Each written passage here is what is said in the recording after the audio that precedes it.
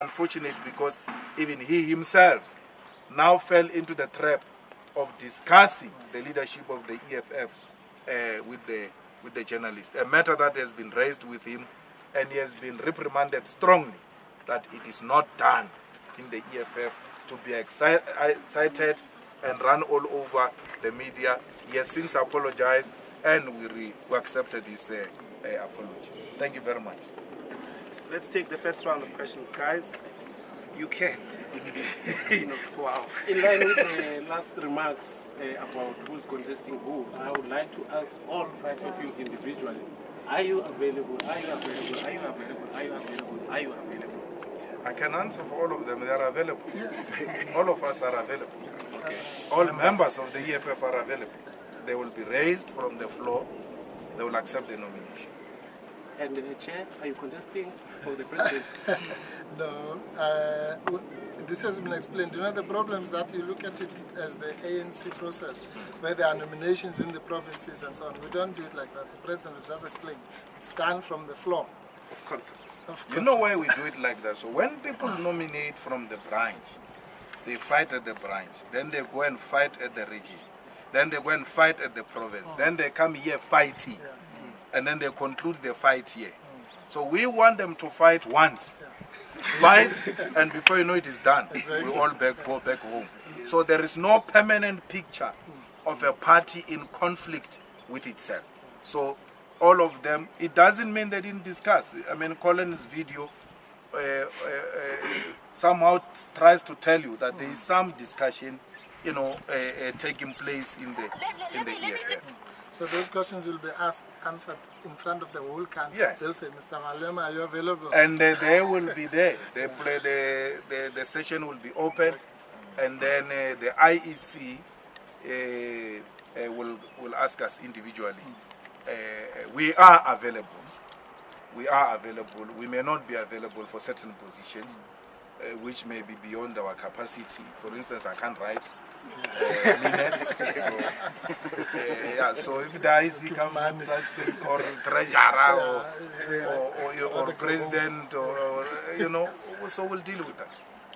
Okay? Yes, ma'am. So just on that again, if you are nominated on the floor for the position of president, are you available to accept it? Would you accept it, or are there certain positions you're not? Let me say it again. Those questions will be answered in front of the entire country. When we say, this is how it's going to work. I raise my hand, I nominate Mr. Julius Malema for the president. Then they go to him, Mr. Malema, are you available? Yes or no? Then the whole country will know. So we can't now, if we want to start factionalism, we'll start answering those questions that you're asking us now.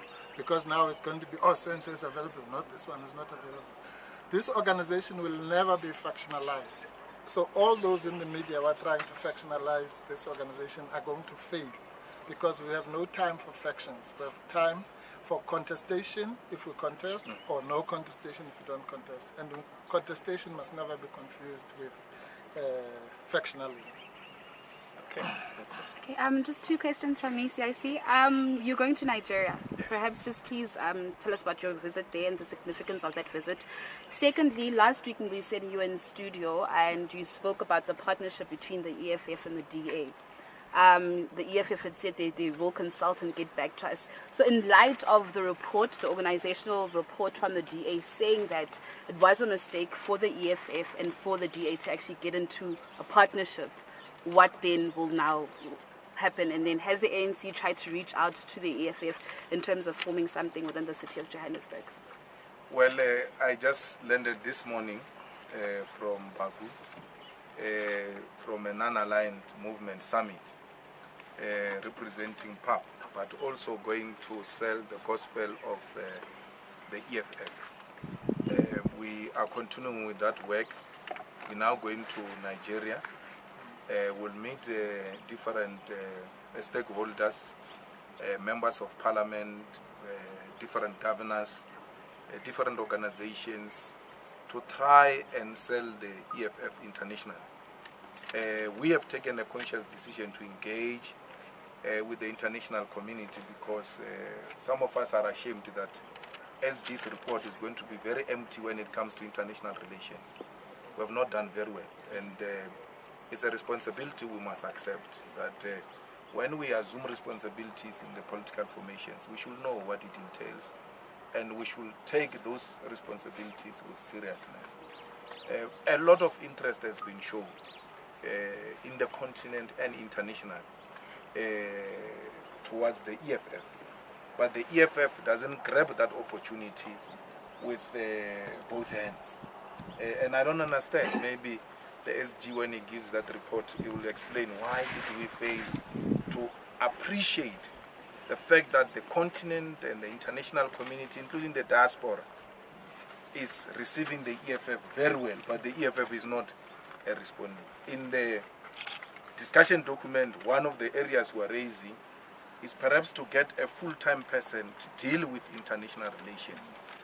Because you can't call yourself an internationalist, yet you've got no presence in the other international platforms. And people are beginning to understand the EFF the way they are being told by the media, as a fascist organization, as a racist organization, as an anarchist organization. That Marxist-Leninist international character of the EFF disappeared because of laziness and the ability to appreciate that we cannot be an internationalist movement but spend most of the time in Alexander. We ought to locate the struggles of Alexander into international politics. What's happening in Lebanon, what's happening in Chile, what's happening in Venezuela, what's happening in Cuba, in Zimbabwe, and all over the world should be understood so that we don't think we exist in isolation. So that's the work I will be doing in the next few days towards the conference of the EFF. I get somehow worried that every time there is a position available in the municipality, people talk about giving it to the ANC and the DA, including some leaders of the EFF. When you talk to them, they say, no, there is that type of MMC in DA, maybe not. But they never talk about the EFF. I don't understand. I don't understand why people are not talking about the EFF. After the EFF said, we are ready to govern. Leaders of the EFF tell you about other MMCs from other political parties. The media ask you about the ANC and the DA. They don't ask you about the EFF. So I think that we ought to look at this thing broadly. Opportunism is going to kill this movement. If we can start identifying talent amongst our own comrades, where did Mashaba get experience from? Where did Soli get experience from? And that new one who wears ugly suits in China. What did Mukhalapa? Where did he get the experience from? We've got now well-experienced leaders of the EFF in municipalities. And we're never told about those leaders. We're told about something else. So I don't want us to reduce the debate into DA or ANC. And I'm not going to be here this afternoon when the War Council will be sitting. And I was not there when the Central Command team said last time, because I wanted to propose that the EFF must contest. And it must contest without talking to anyone. We must contest. If ANC is contesting, DA is contesting, why is the EFF not contesting? I'm not saying it's an EFF position. But I'm saying, why is the EFF? Everybody is fielding his or her candidate. You are always looking at other people's candidates. Why can't you field your own candidates? And even ANC people and DA people who are somehow talking to the EFF informally, they are being disrespectful because they speak about their candidates. They don't say, EFF, can you give us something? So that disrespect must come to an end. I don't take it very kind. I think before it was understandable, not now. And Mashaba's plea, if you go and talk to him, has always been, please release the EFF people to come. I want to lead with them because I've seen a huge potential in the EFF than in my own political party. And this thing of EFF refusing to release these people is making it impossible for me to run an effective municipality, because I can see talent in the EFF. So that decision will be taken and it will be communicated once all of these proposals are being looked at. Sisi? Oh, sorry. Yeah. Okay, so just two questions. One is a follow-up to this one. If the EFF were to contest independently for running the city of Joburg, what do you think the party should tackle first, if it were to win? And then secondly, in terms of the discussion topics for the policy conference, we know that the documents will be coming out later, but what are some of the key things? You mentioned the international relations aspect, obviously the land. What are the key things that delegates will be discussing in the conference? Well, one of the first things that we need to deal with when we take over the municipality is the issue of development in the black communities.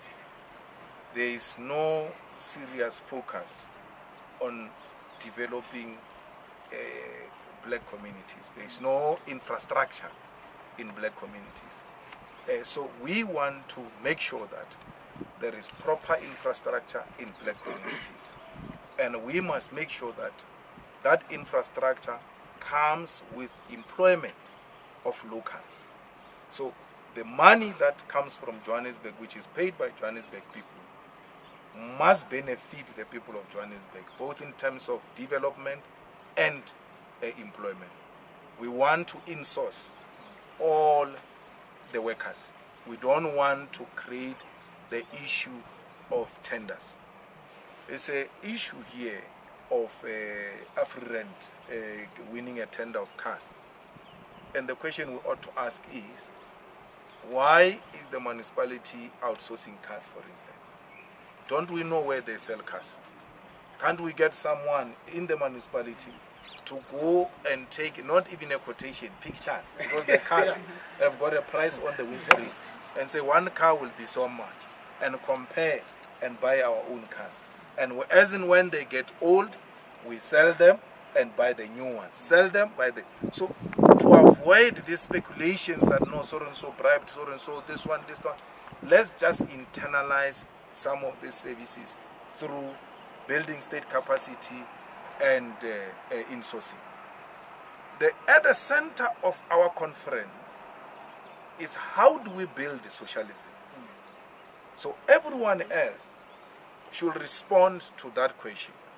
So if you go into a commission of battle of ideas, which is communication, how do we use communication to attain socialism in our lifetime? Because we are a socialist movement. But central to that socialism is the land question. That there will never be socialism without the ownership of the land. We want the land to be owned by the state and given to our people. So we'll be assessing whether land occupation has worked. Should we continue with it? Have we made the necessary, inroads towards making the ruling party and other parties to adopt this expropriation of land without compensation? There's a problem in South Africa of health. There's a problem in South Africa of education. We ought to make education accessible from early childhood development until the first degree. It must be free. So delegates are going to discuss that. We want primary health care. And some people are arguing that no, we actually need tertiary hospitals, not that thing of primary health care, because in tertiary hospitals we can accommodate even the primary health care, but primary health care can't deal with tertiary issues, but tertiary can deal with primary. So we're having that discussion because in South Africa, the public health system has collapsed. There is no hospital that we can refer to as the type of a hospital we want to build in this country.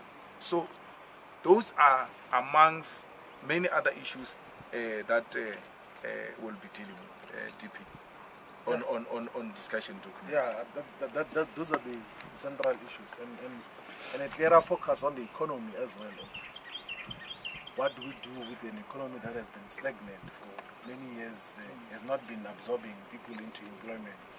what do we do? What is our interpretation of the fourth industrial revolution, and what are the challenges that they come with? So that is broadly what we're going to be looking into.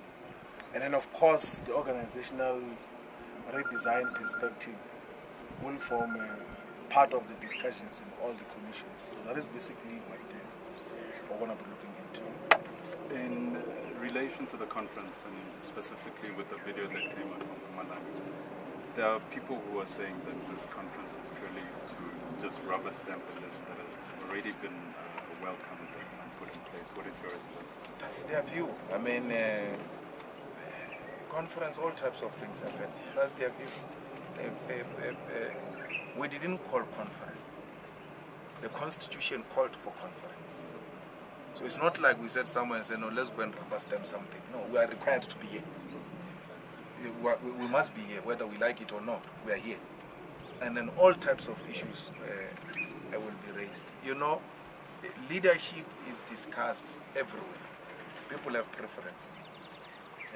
I was learning this morning that some of the leaders are even calling regions and saying, hey, I thought you were my friend, but now your region is not even nominated. So the levels of disparitions have gone to that level.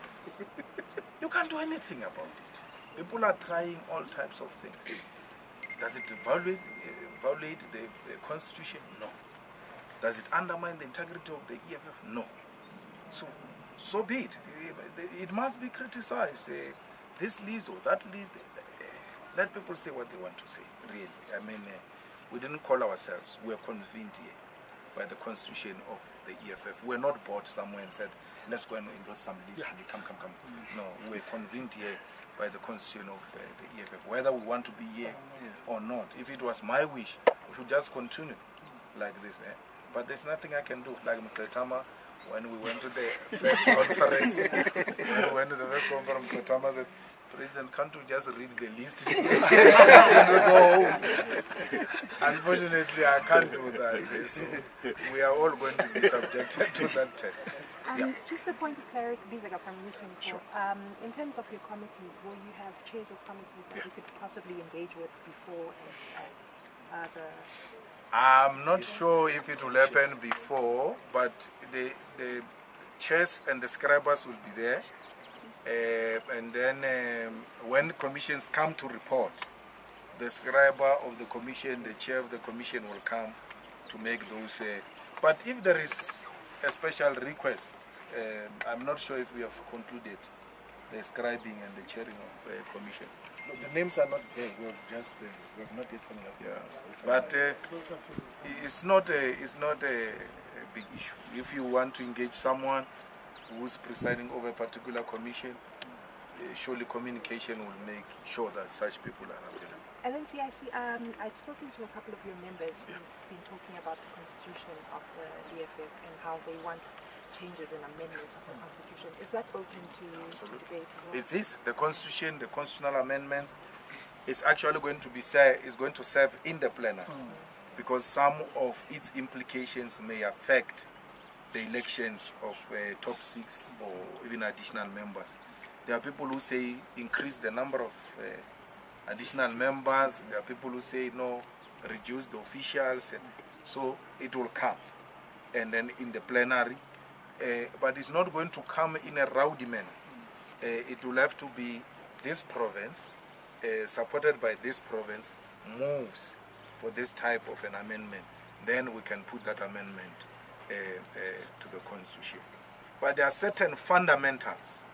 So even if you change the constitution of the EFF, you can't deviate from the founding manifesto of the EFF, which are core founding principles of the EFF. So let's say, for instance, someone says, let's do away with cardinal pillar number of tenders. Number 7. Let's 6. Yeah. 5.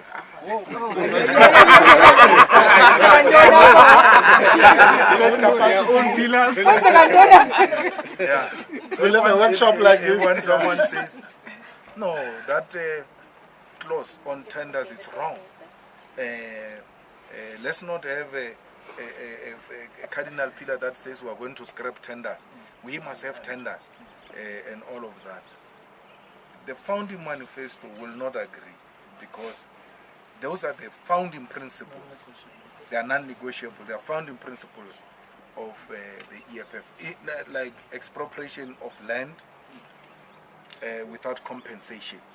You can't change it and say, no, guys, after speaking to so many people, we think now we must say expropriation of land with compensation, with or without compensation. Under the EFF government, it will be done like that. But what happens when the EFF is not in government is give and take. There will be areas where people say, no, we agree with you, we're going to expropriate, but we want to pay. And we'll tell them, if you pay, you don't have our vote, but if you expropriate, you've got our vote. So we're ready to listen to that. The centrality of the central command team is non-negotiable. Now, this is how EFF works. And from time to time, when the middle class makes noise, leaders of the EFF get tempted to want to move away from what is the EFF. So the EFF, it's an organization that is run from a central point. So there are no provinces actually. So these provinces you see are purely for coordination purposes. The EFF is run centrally as a central command. The decision of the central command binds on all of them. And that decision will be taken after canvassing the ground as to what are the views of the branches and members of the EFF on these matters. Once a view has been canvassed, leadership will come and take a decision. That decision binds on all of us. Many people go mad when that time comes because they do not know what they've joined. They don't know what they've joined. Many of them want to cry after. So at least we've got access to them. Tell them this is how it is. Either they accept it or they go. Yeah. We make this statement all the time. We make no apology about it. They can leave us being 10. Better few, but better. Of quality that appreciate what they've joined. That's very matata moment. Every time there is dishing, they tense. But they don't know how to cook. So we work like that. In the EFF, there's only one office. And that office is going to be opened very soon. You'll be invited. Decisions that are taken from there are non-negotiable. They're not open for discussion. We're running a tight ship, Papa. We're not playing. That's why it has survived for so many years. Had we allowed it to be a loose cannon, they would have done what they did to the COPE, to the EFF. They tried many a times. That's why there's always an attempt. It doesn't succeed because of the type of policy we've adopted as the EFF. Mabina Osolo?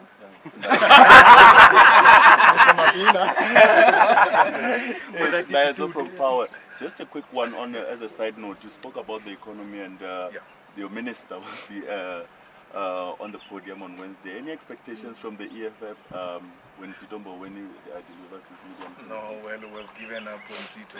I mean, that policy released, even without discussing it with the ANC, his party and the alliance, tells you which direction these people are taking. They want to privatize everything.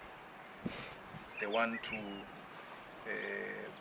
please white capital because they are saving through the mandate of white capital. It is white capital that gave them money, and they have to make sure that they repay that money.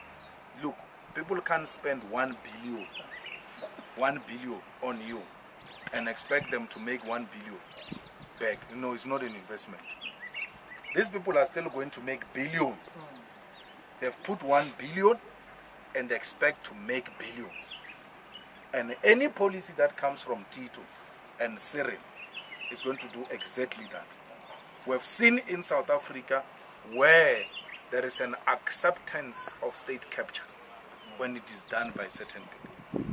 a man appoints a person with matric, it's not an issue. SARS is still going to have a shortfall. No, SARS is performing very well. The problem is that the target you have put is unreasonable. But if it was Tom Moyane, you are not going to say the target is unreasonable. We've seen this hypocrisy under Ramaphosa's regime. And really, let's go to the ground. The state-owned enterprises, all of them. Pravin is running them down. Look at ESCO. The man himself says, you asked him a question, do you think you are the man for the job? He says, if I was, I would have applied for it. I've never applied for it. So he tells you, he's not a man for the job. There is still no crisis. No one is fighting that the man is not a man for the job. But if it was Zuma, so something else. ESCOM press conferences are run by Daily Maverick. You guys don't have problem. But if somebody had said in a press conference, ANN7 asked me to convene a press conference today because they don't have, all of you will be like, capture this, capture that. So we are allowing this mess to go on and on, but the EFF, we don't complain. We're working the ground. That's all we do. The response will be to go to the ground. These people have changed the track now. They've moved from the streets because they are not winning the battle on the streets. They've gone to the courts. And they are using the same apartheid tactics. Apartheid used physical structures called prisons to lock those they disagreed with. They use money now. They take you to court and lock you up with 1 million. If you can't pay 1 million, you must shut up. Otherwise, we're going to take you to a new prison called 1 million lawsuit. And the courts, wittingly or unwittingly, are falling into the trap of silencing freedom of expression and exercise of political rights, because people who have money can imprison you by imposing heavy lawsuit on you, and that will silence you. If you say opposition parties can't say the things they are saying, and you sue them 1 million, all of them, the freedom of speech will go away, the political rights will go away, there will not be opposition in South Africa. Because opposition survive through freedom of speech and the political rights. We can't give people RDP houses. We can't give people social grants. We can't give people jobs. We are not government. All we do is to expose the shenanigans of government so that we have a transparent government. So if the judges were like they want to be now, during the pay back the money time, we will not be where we are today. Zuma would have been protected. Zuma would have sued someone 1 million. All would have been silenced, and Zuma will still be president. I'm not saying our courts are doing that, but I'm saying they ought to be very careful, particularly when it comes to freedom of expression and exercise of political rights. If you take those two away, the political freedom and you can be happy because they are taking it away from us. From us, they are coming to you, press freedom. They will take it away. So no one, we will, by the way, we'll fight it in court. We're not scared. We'll go and fight it in court. We don't care whether the environment is conducive or no. Law is law. And law is dealt with on the basis of principles of law and facts, not on the basis of who appears before you. That's how we defeated Sanef, Polifan Veig, and all of them combined. Because law is law. Natasha. No, it's fine. He asked my question. Okay. Anyone else? I know the African Sun is beginning. I'm getting silent complaints. I thought the African Sun was a new. So, just on your last point on the characterization of the new dawn. Yeah. I know within the EFF there's also people who feel like the EFF is not as harsh enough to the new dawn as was. I know of an event where the DP was involved with another high-ranking member of the EFF as to whether the EFF is strong enough in not just talking to us now about the matter, but taking the extreme steps that it took during the Zuma administration, National Day of Action and stuff like that. Do you feel that is correct criticism. Second, on the redesign of the organization, where does that put the EFF Steering Command, and also is there discussion around the formation of an EFF Winners League? Well, you know, you will never satisfy everyone. During Zuma's time, we were told we were extreme, we were irresponsible and all of. Now we are trying to be what you said we should be and be politicians and do properly. When we do properly, it's not right. That's why you ought to stand for something. If you don't, you become a political amoeba. You will be shapeless.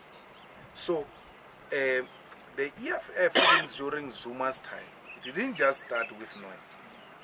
It went. And when the Constitutional Court said this is wrong, then the ANC people tried to defy the Constitutional Court. The strategy had to be something different. Because now you are defying the highest court. Cyril's emails are in court. Pravini's thing is in court. The rogue unit is in court.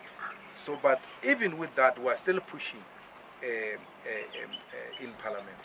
So, politicians at all material times must read the balance of forces and the material conditions at all times.